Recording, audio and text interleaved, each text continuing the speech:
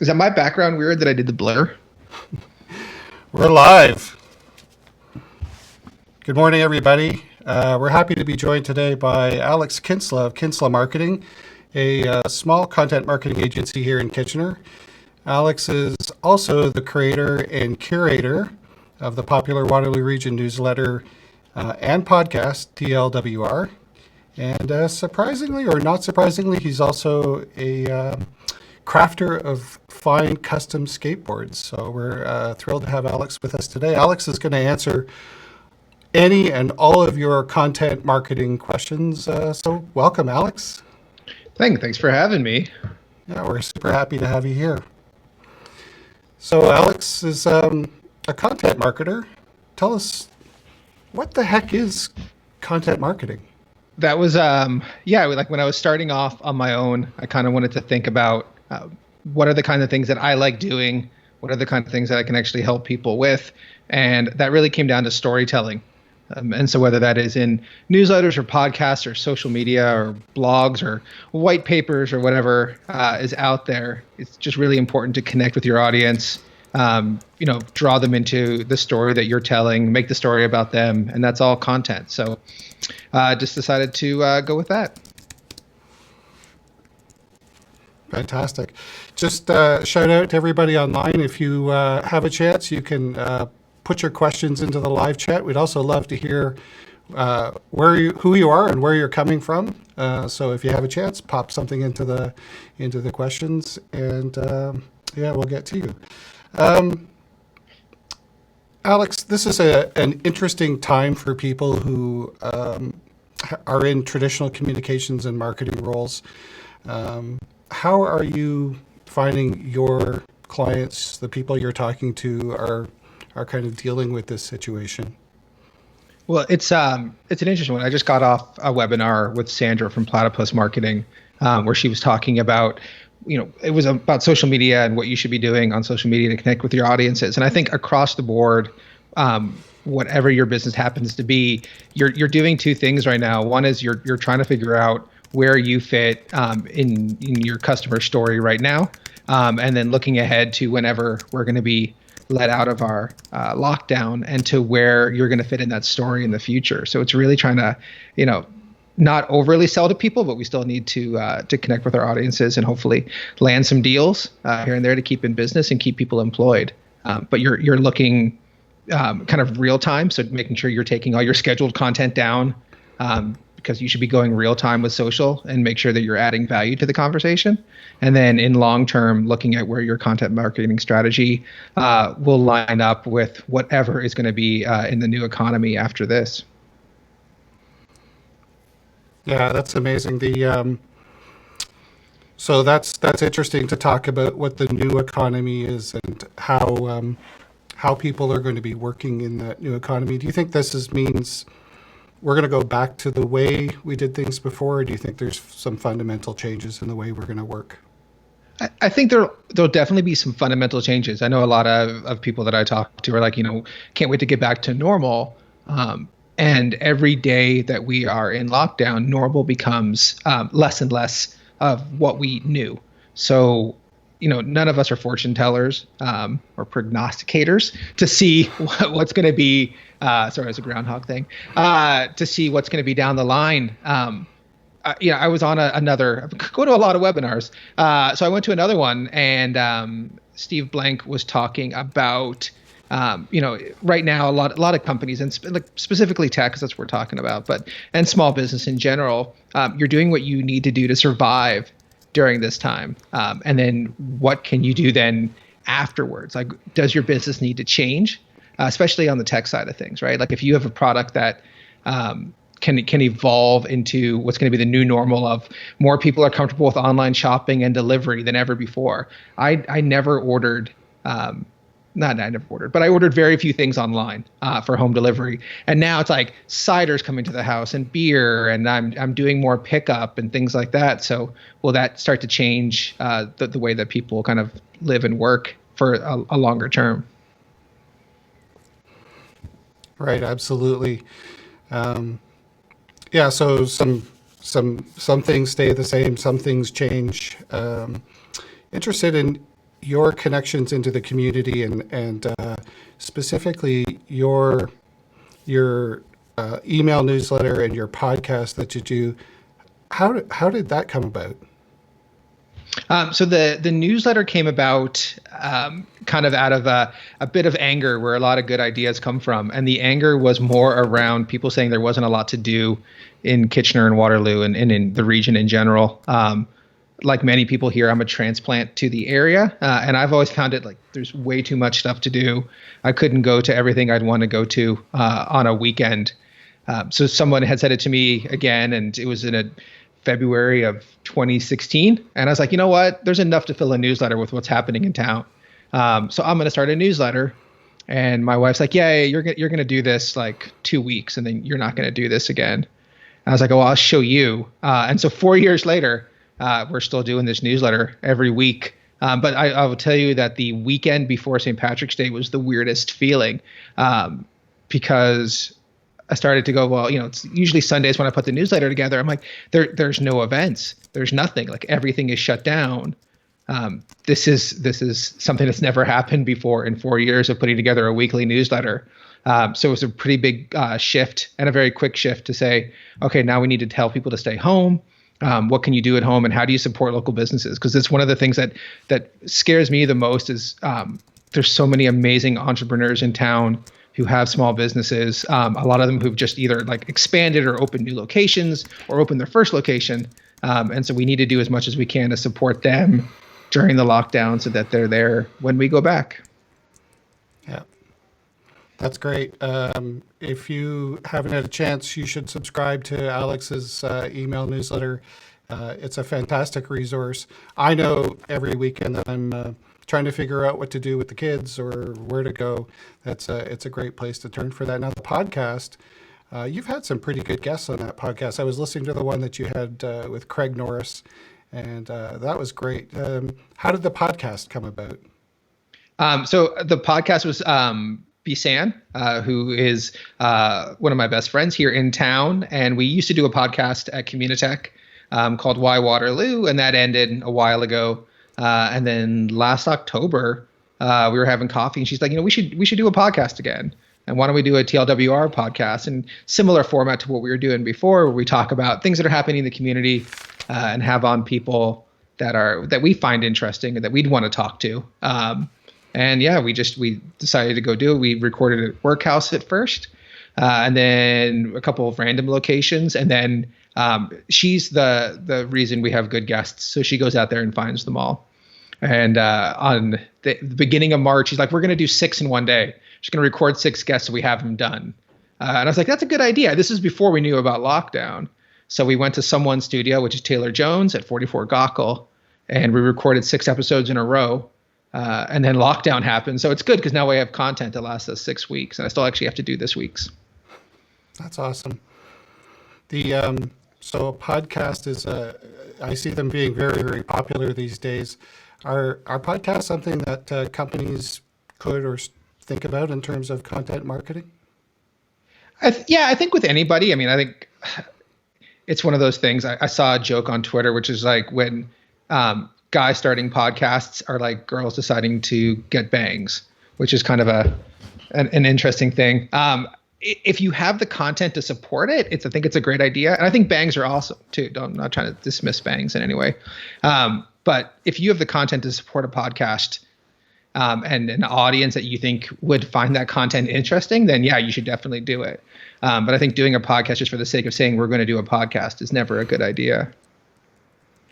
What are some of the other things companies can do to take advantage of something like content marketing? Well, I think the main thing for me is always around whatever you're doing, make sure that you can use it for a variety of different things. So if you do a webinar, it's great, but can you get a blog post or 2 out of that webinar to help promote it? Can you get some social media clips out of those? If you did a webinar, could that be part of a podcast, right? Could you talk about, if it's an hour-long webinar, could you grab 20 minutes out of that and turn that into a podcast episode? So whatever you can do to kind of reuse content and make sure that, at the core of it, the content has to be valuable. So is it helping your audience or your customer achieve one of their goals. And if it's not, then it's kind of useless. Right, right. Looks like we have a question that's come in. This is from Jeff McIntyre. I'm just going to pop it up here. Jeff is asking, good morning. As the community leader of Fuck Up Nights, I'm curious as to what you think it's appropriate to run an online event. How can I say that on YouTube? I don't know. Run an online event, or do you think it's tone deaf? I'm leaning towards staying silent. That's a great question. What do you think, Alex? I think it's a good question. And hi, Jeff. So the first week, yeah, definitely, I wouldn't have done anything. We're in week 4 right now. And we don't know how long it's going to take for all of us to stay at home. So we're kind of adjusting to this and making it as normal as can be. And the other places that we're doing things online, like trivia nights, they're starting to do them online to kind of keep the energy going and keep people engaged. I think as a business, you can do that as well, right? And there's some content that's going to be really relevant to today. So if you're talking about what to do or what not to do on social media, or how to leverage videos, to help spread awareness of safety for COVID-19, things like that, those make sense. But we still need things that aren't just COVID-19 related. So yeah, if you're going to do, I can't say it out loud. I have trouble saying it, but if I've gone there and I've said it a lot, obviously. But yeah, if you were going to do your event, Jeff, yeah, I would totally do it online. And now people need distractions and a little bit of kind of return to normal to a certain degree, right? We're not making sacrifices like frontline healthcare workers are making sacrifices, but we're also if you're doing your part by staying at home, keeping distance from everyone, you need a little bit of enjoyment in life too. And so if you can go to an online thing and hear some people tell some great stories, you definitely should. I think. Yeah, it's amazing. I've been to Fuck Up Nights. I think it's a great, I have no problem saying it online. I'm sorry. Which is weird because I curse a lot. I'm just not online. Well, it's not actually cursing. Super weird. It's the name of the event. So it's all good. I know. It's okay. It's okay. Whatever. It's a great event, and yeah, I miss people. I miss being around folks. I miss being able to meet with them. These kind of ask me anythings are helpful and fun. I go to a lot of them. I feel like I need to stay connected to folks. So I think I personally would enjoy seeing that kind of content, especially if there's a way to interact with it. If you can bring that online audience somehow into that event and engage them, I think that there's a real value in that. So a really, really great question. Jeff says, thank you very much. He appreciates it. Thanks, Jeff. I love Jeff. So yeah, a couple of comments. Folks are chatting back and forth in the comments. That's great. Please do that. If you want to have a side conversation, that's totally okay. That's good. That's awesome.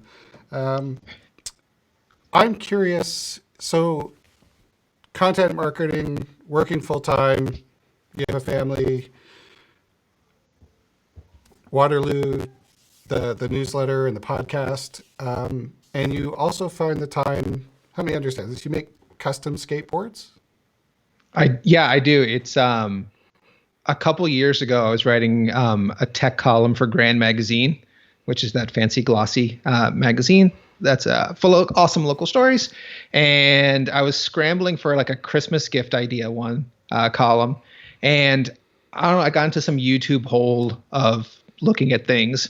And one of them came up of people who make their own skateboards. And I thought that was really cool. It's like watching people use these really intricate presses and stuff to do them. And then one of the videos was this thing where you do it inside a vinyl bag using a vacuum press to mold a skateboard. And I thought that was really cool. And I started to dig into it. And it turns out that it's a company out of Toronto called Roar Rocket. And it's a husband and wife team. And the husband was a professor at I'm going to say MIT, but it's not MIT. OCAD. Sorry. I don't know what to say. MIT. OCAD. And he came up with this idea while they were teaching at-risk kids as a way to kind of get them engaged and turned into this really cool product. So it's a patented process of taking maple veneer or other kind of wood, and you laminate it and press it and form it over a foam mold in a vinyl bag by vacuuming out all the air, and the pressure forms it. So I treated myself to that for my birthday one year, and it became a bit of an addiction. So I've made I think I'm up to 15 now that I've made, and I've sold a couple, which is always super weird to do. And then, but my kids made their own as well, and they decorate them and everything. So now we just skateboard as a family around town. Where do you make them? In my basement. Yeah. So you've turned the basement into a workshop. Well, it's a crawl space. So it's I wouldn't call it a workshop. It's very tiny. I have to duck. I hit my head off the ductwork all the time in there too. But it serves its purpose for what it needs to be. So, but then I see there's so many other awesome woodworkers in town, like Dave Dietz and Colin and a couple other people, and they have these really awesome garages with all their tools up on a pegboard, and they've and I'm just like, oh, that's so cool. And then I go to mine, and it's look at my collection of a little bit. I don't know if I'd ever go that route, because all I do is make skateboards, but it's cool to see what people do. Right. Just checking out the questions here. Looks like Jeff Mack has another question for us. We'll just bring it up on screen. It appears okay for some restaurants to pre-sell gift certificates for future use as a survival method, but selling products seems to be offside. Any thoughts on that? That's a great question, Jeff. Selling, what kind of products? Well, I think he's talking about selling gift certificates for future use. Yeah. Oh yeah, I love that. I've bought a couple of gift certificates for future use. Yeah, I think it's I'm reading the question too.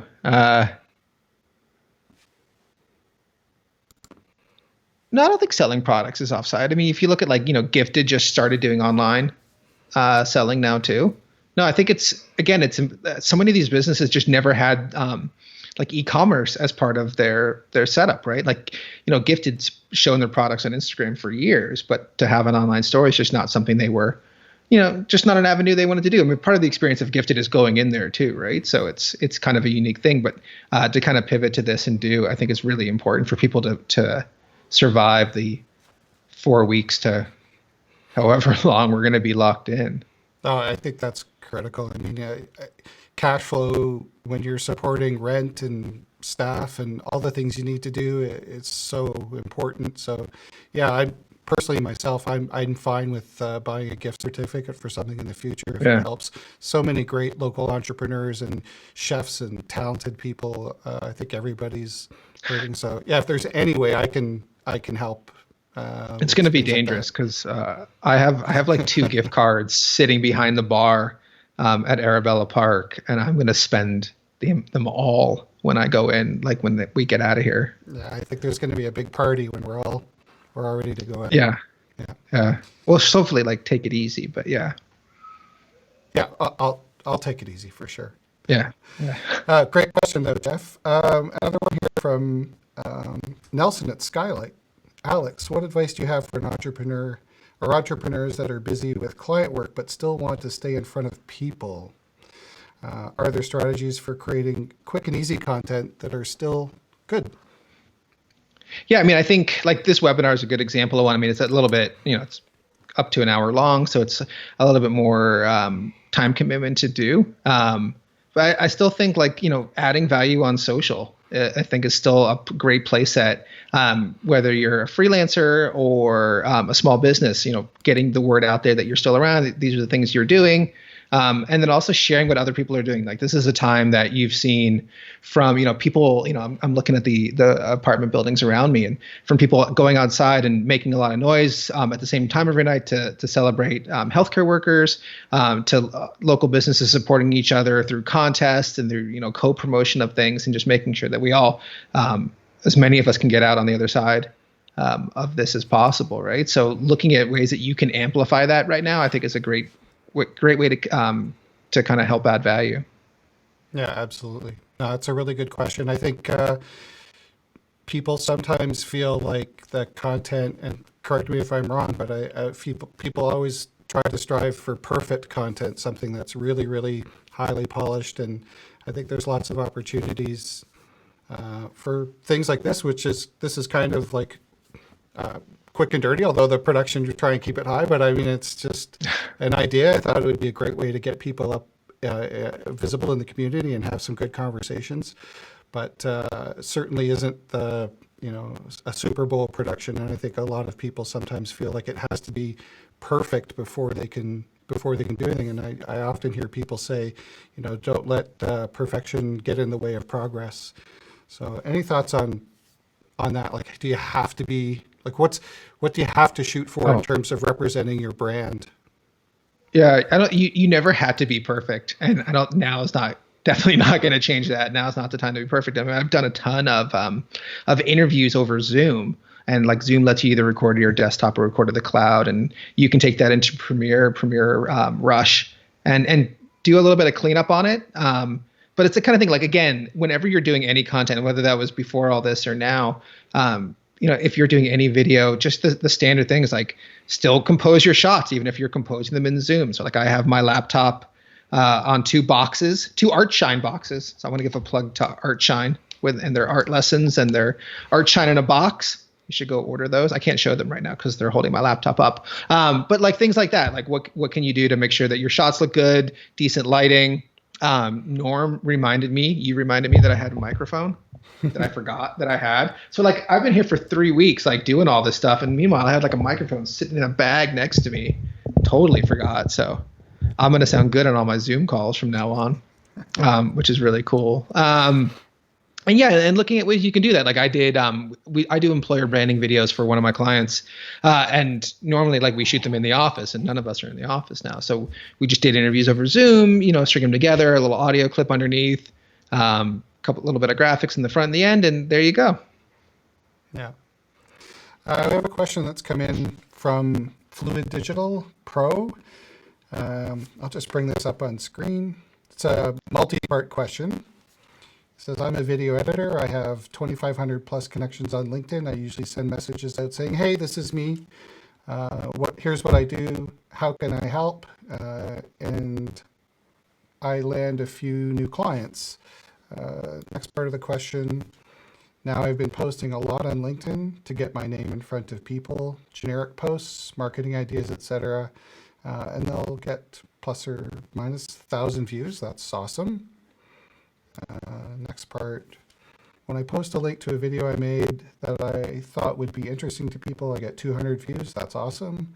My question, how do I tell people I'm here and want to work for you without directly asking for it? So I guess the balance of being sensitive and kind of making that happen. Any advice for someone who's trying to use some of these channels like LinkedIn and Twitter and other channels, especially during this time, to promote what they're doing?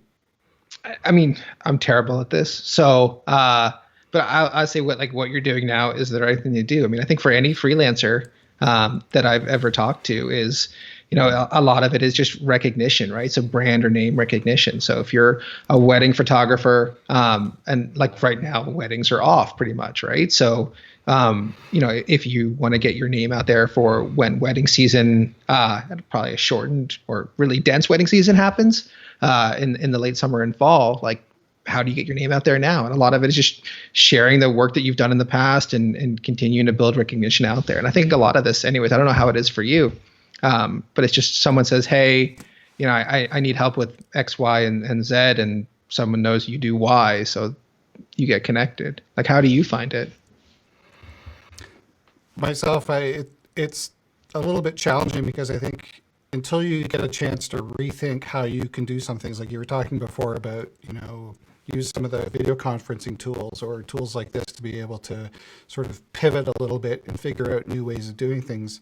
And then be able to communicate that opportunity to people who are interested in doing it. It takes some time to do that, but I have to say I've been just so blown away and impressed by the creativity and imagination and resourcefulness of creators, content creators, artists, even just people having like dinners using Zoom to have like a dinner party and things like that. I think sometimes the necessity is the mother of invention or innovation.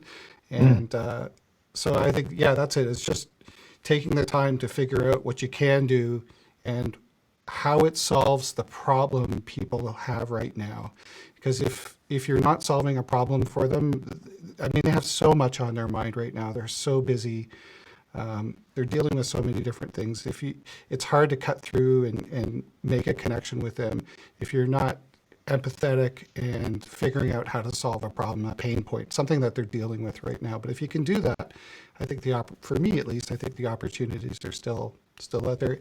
It is a really great question. I've often kind of I remember a story somebody told me about Wrigley, the gum manufacturer, and I mean, he was a legendary marketer, and during a couple of periods when other gum manufacturers pulled back on advertising, the Second World War and the Depression, he actually took those opportunities to create products and market those products more aggressively because his competitors were pulling back, and it positioned Wrigley's as kind of the number one brand.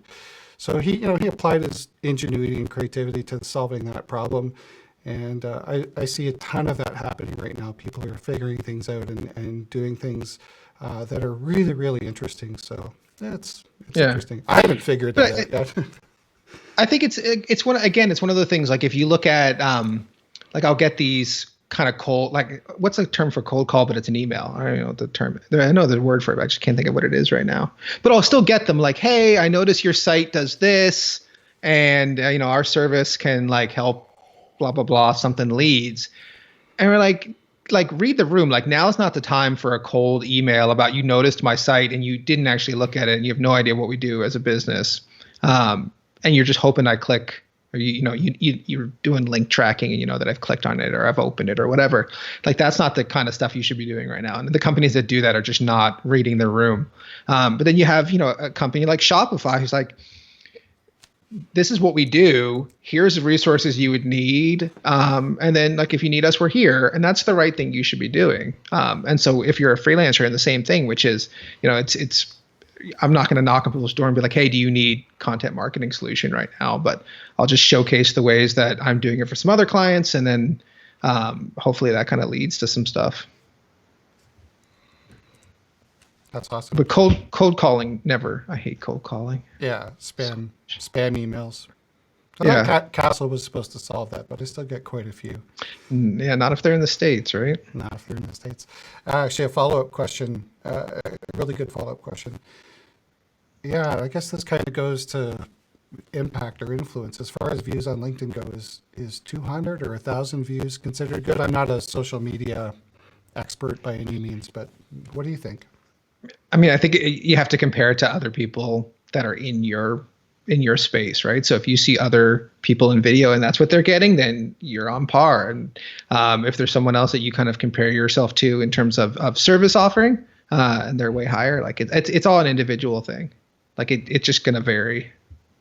Yeah. And I know for anyone who's in the content creation space now, videographers, sound people, this is a really, really, really hard time. I mean, most of them have made significant investments in equipment, and there's just not a lot of work right now. So it's a really, really, really tough time. Yeah, no, I can't imagine. Yeah. Yeah. Well, those are some good questions. We don't have any more questions that have come in. I have to say, really, compliments on your content marketing there with the Bit Bakery swag. Do you like my idea? Yeah, that's pretty smart. It's like I realized like I have like all these like, I mean, my entire wardrobe is just startup and tech company stuff. So I thought about like, what can I wear every day of the week? And I have enough to like last me through, hopefully, all of this lockdown. So we'll see what happens. Yeah. Well, if there are no more questions that have come in, Alex, it was a pleasure to chat with you. Thanks for stopping by. Having a coffee. Thank you for the microphone tip. You're welcome. You sound great. Okay. Cool. Thanks so much. Bye, Alex. Bye-bye.